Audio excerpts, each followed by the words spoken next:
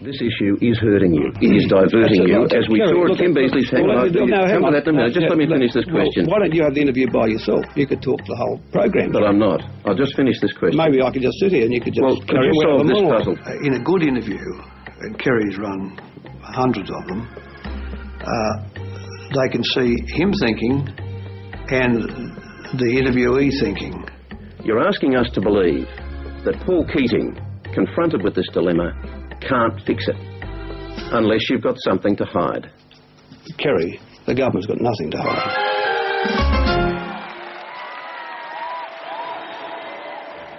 Programs like O'Brien's 7:30 report are they're vehicles to provide information. They're also vehicles for argument and persuasion. If you wait for that additional beyond all doubt, you do end up with a Pearl Harbor situation where something happens and then people say, why on earth didn't you take preventative measures? We had some pretty testy exchanges.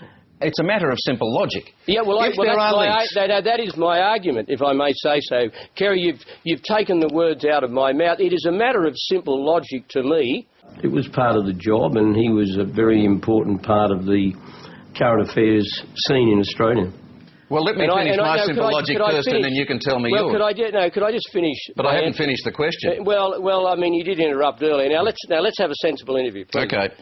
If you had one weakness, sometimes you would think some matter was more material and had more weight than perhaps other people did, including the interviewee. Is there an ideal time in the 3-year cycle of a government to effect an orderly transition to a new leader?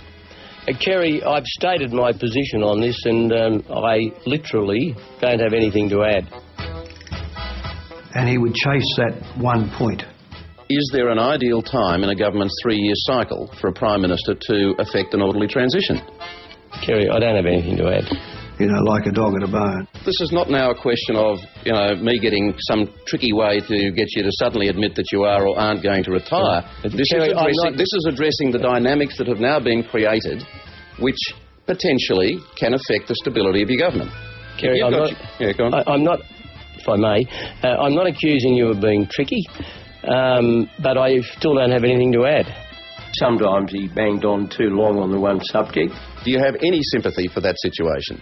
I don't have anything to add. John Howard, I tried. Thank you very much for talking to us. It's always nice to talk to you, Kerry. Thank you. The very last interview I did with Kerry O'Brien, it was in fact 3 days before the election. It's funny that the life of this program and your time as Prime Minister has almost exactly coincided. Mm-hmm. We're both about the same age. Mm-hmm. I must have interviewed you. You're not thinking of retiring, are you, Kerry? I mean, he was obviously expecting my retirement, or the Australian people to retire me. I will be a Prime Minister for all Australians. Bye-bye.